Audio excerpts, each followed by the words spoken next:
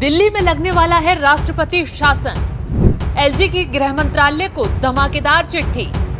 आम आदमी पार्टी नेताओं में हड़कंप, केजरीवाल की बढ़ी टेंशन।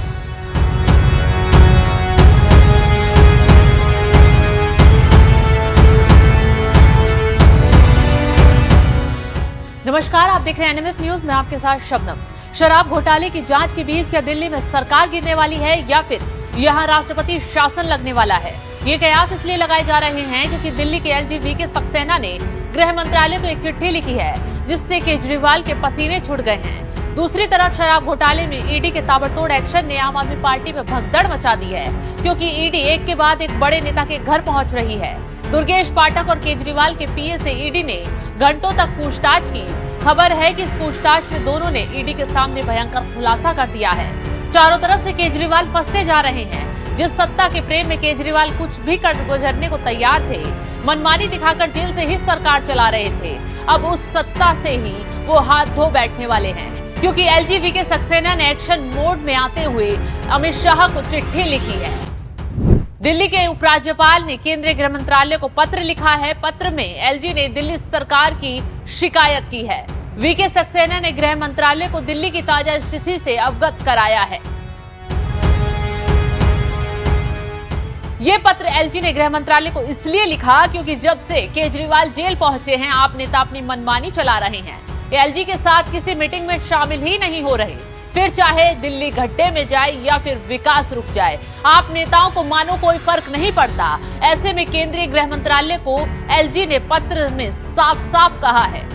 दिल्ली सरकार के मंत्री उपराज्यपाल के साथ बैठक करने से इनकार कर रहे हैं। मंत्री सार्वजनिक महत्व के मुद्दों पर चर्चा की बजाय उनकी अनदेखी कर रहे हैं। दिल्ली के मुख्यमंत्री की गिरफ्तारी और उनके बाद के घटनाक्रम के मद्देनजर उपराज्यपाल ने जल, शिक्षा, स्वास्थ्य, परिवहन, पर्यावरण, वन आदि विभागों से संबंधित दिल्ली सरकार के प्रमुख मंत्रियों की बैठक के लिए कहा, लेकिन स्वास्थ्य मंत्री मुद्दों को सुलझाने के बजाय सार्वजनिक रूप से कीचड़ उछालने में लिप्त हैं। वो उपराज्यपाल से मिलने से इनकार कर रहे हैं, जबकि अन्य मंत्रियों में गोयल राय, कैलाश गहलोत, आतिशी ने भी असंवेदनशीलता दिखाई और नागरिकों को प्रभावित करने वाले दैनिक मुद्दों पर उपराज्यपाल वीके सक्सेना के साथ बैठक में भाग लेने से इनकार कर दिया।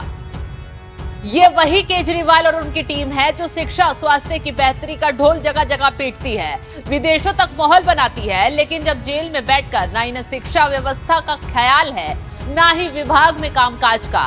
इनके नेता मंत्री घोटालेबाजों को बचाने के लिए प्रदर्शन में बिजी हैं और सीएम साहब जेल से सरकार चलाने की जिद पर नौटंकी दिखा रहे हैं। दिल्ली विकास के लिए तरस रही है, कामकाज के लिए आस लगा रही है, लेकिन अब एलजी सख्त हो गए हैं। आप नेताओं की मनमानी की शिकायत अमित शाह से कर डाली है, जिस पर जल्द एक्शन हुआ तो दिल्ली में राष्ट्रपति शासन लगाने से कोई नहीं रोक सकता। लेटर में साफ शब्दों में लिखा गया है। उपराज्यपाल द्वारा बैठक में भाग लेने के लिए मंत्रियों को सूचित किया गया, लेकिन उन सभी ने ईमेल के माध्यम से आदर्श आचार संहिता का हवाला देकर बैठक में भाग लेने से इनकार कर दिया। उपराज्यपाल का मानना है कि इस प्रकार की बैठक आवश्यक थी, जिससे केजरीवाल की गिरफ्तारी की वजह से शासन के नियमित कार्यों में बाधा नहीं आए। एलजी की शिकायत के तुरंत बाद आम आदमी पार्टी के नेता बौखला गए। सौरभ भारद्वाज तो तुरंत एलजी को कानून का पाठ पढ़ाने बैठ गए। लेटर से इतनी मिर्ची लगी कि शोर मचाते हुए एलजी पर ही तीर चला दिए। बीजेपी को भी सान लिया। विधानसभा तक में माहौल बनाने बैठ गए कि बीजेपी दिल्ली में राष्ट्रपति शासन लगाने की साजिश रच रही है। आप विधायक मदन लाल ने आरोप लगाते हुए कहा, मुख्यमंत्री अरविंद केजरीवाल की गिरफ्तारी के बाद बीजेपी राजधानी में राष्ट्रपति शासन लगाने की कोशिश कर रही है। भाजपा केजरीवाल की गिरफ्तारी के बाद उन्हें इस्तीफा देने के लिए मजबूर करने की कोशिश कर रही है। दिल्ली में आपातकाल जैसी स्थिति पैदा हो गई है।